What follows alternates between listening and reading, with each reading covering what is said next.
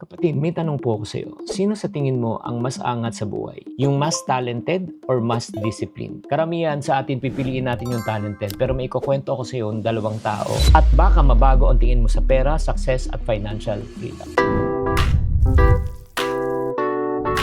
Hi there, this is Shinkitan, your pambansang wealth coach. Let's start with the story. Dalawang magkaibigan, tawagin natin si Miguel at si Carlo. Si Miguel yung tipong gustong-gusto lahat. Madiskarte, magaling magsalita, magaling sa sales, mabilis matuto, maraming ideas. Kapag may opportunity, grab siya agad. Kapag may problema, nakakaisip siya ng solusyon. Lagi niya sinasabi, ang laki ng potential mo, malayo mararating mo, yayaman ka rin balang araw. At totoo naman, talagang gifted si Miguel. Si Carlo naman is an average guy, di ba? Hindi siya pinakamagaling, hindi pinakamatalino, hindi pinakamagandang communicator. Hindi rin natural na salesman. Pero may isang bagay na si Carlo na wala si Miguel. And the word is consistency. Kung titignan po natin, pareho silang may pangarap. Pareho silang may gustong umasenso. Pareho sila na gustong makaipon. At pareho silang gusto na makalabas sa tinatawag na paycheck to paycheck cycle. Pero pagkadating ng sweldo, magkaiba po ang tunay na nangyari. Si Miguel may plano. This month, mag-iipon na ako. This month, babawasan ko yung gastos ko. This month, magiging seryoso na ako. Pero alam mo, yung plano ni Miguel, natupad ba? Hindi.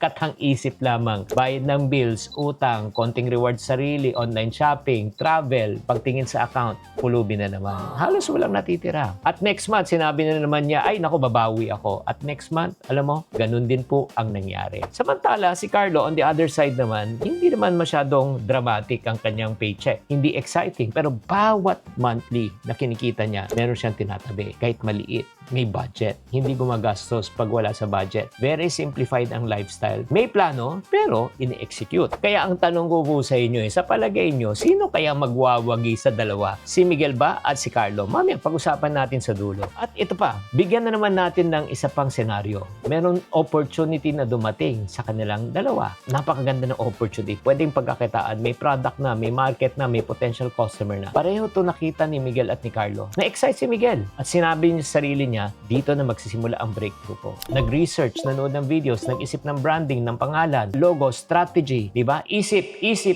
pero hanggang isip lang, walang ginawa. Si Carlo naman, nag-message na agad sa 10 niyang prospects. Hindi perfect, hindi polished, hindi impressive, pero nangyari. After 1 week, nagkaroon siya ng isang customer. After 1 month, nagkaroon ng multiple customers. After ilang buwan, nako, may maliit na siyang additional income aside from yung original sweldo niya. Hindi siya mas magaling sa kaibigan niya, pero ang pinagkaiba sa kanila, siya ay nagsimula. Kaya nga ang tanong ko po sa inyo sino sa palagay niyo ang mas magiging successful? Si Miguel o si Carlo? Pakitype na lang sa comment section. At para sa mga tao nagsasabi na si Carlo ang nagwagi, you are absolutely right. Kasi si Miguel, no, after a few months, napansin niya ay unti-unti na lumalaki ang got nila in terms of income kay Carlo. Ano mo kung titignan natin, si Carlo naman, hindi naman mas talented, no, compared to Miguel. Hindi naman siya mas matalino, hindi naman siya mas gifted, pero si Carlo consistent. At isang gabi, nag-usap nga sila ng BFF niya. Tapos yun nga, nagtanungan na, may savings ka ba? Tinanong ni Carlo kay Miguel.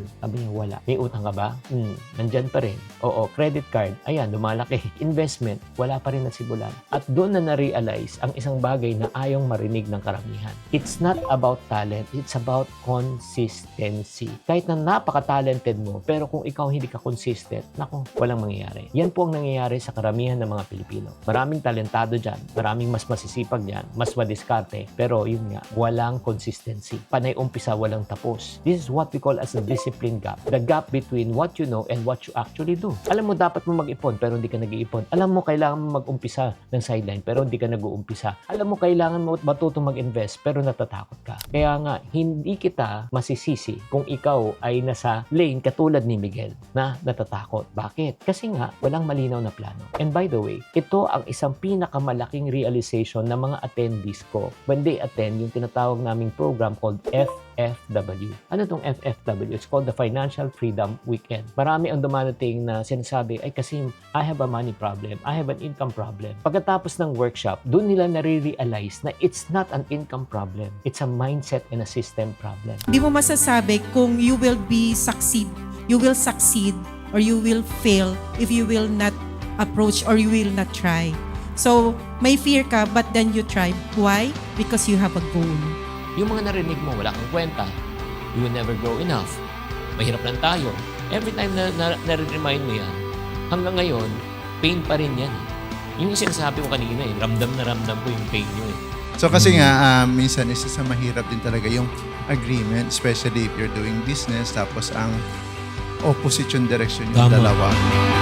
I think this is a time that instead of dwelling on too much planning, just implement and then learn as I go. Kaya nga, believe me my friend, if you look at talent versus system, income is a gift. Pero discipline is how you are going to protect the gift that God has given you. Talent can help you earn, but consistency and discipline can help you to get where you want in life. Talent can create opportunities, but consistency and discipline will create more opportunities. Nagigets nyo? At dito po, nagkakamali at nagkukulang ang karamihan ng tao. Umaasal na lang sila sa inspiration and motivation, pero motivation nawawala. So balik ka ulit sa dati. Pero kung sinundan mo ang tamang system, maniwala ka. You know what? Everything will follow. Again, that is what I teach in the Financial Freedom Weekend for the 2 days, 2 araw yan. On the first day, we will help you to understand ano ba talaga ang money mindset mo. What is preventing you from achieving the income that you desire in life? I don't know if you believe this. How you were raised when you were young directly affects the way you view life today. Kung paano ka pinalaki ng bata ka, maaapektuhan kung anong pananaw mo sa buhay. So dito natin ididig kung ano yung tinatawag nating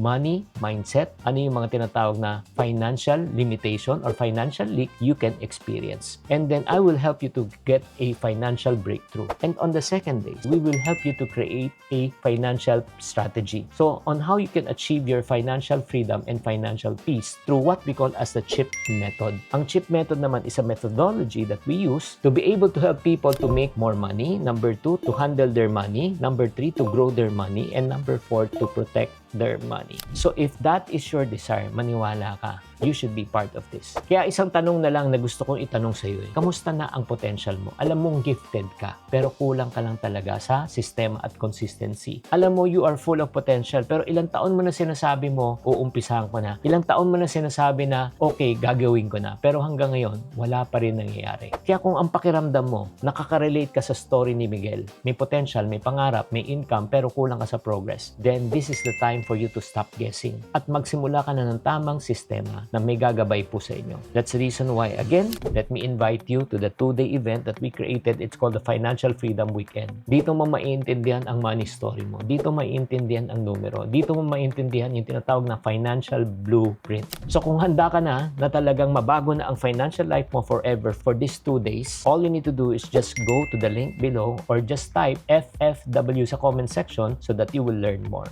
Tatandaan, your talent will open doors, but discipline and consistency determine how far you can really achieve your dreams. Chinky Tan, with over 6 million Facebook followers, 2.8 million YouTube subscribers, and 2.4 million TikTok fans, is now all out to share with you the most practical, simplest path to lasting wealth.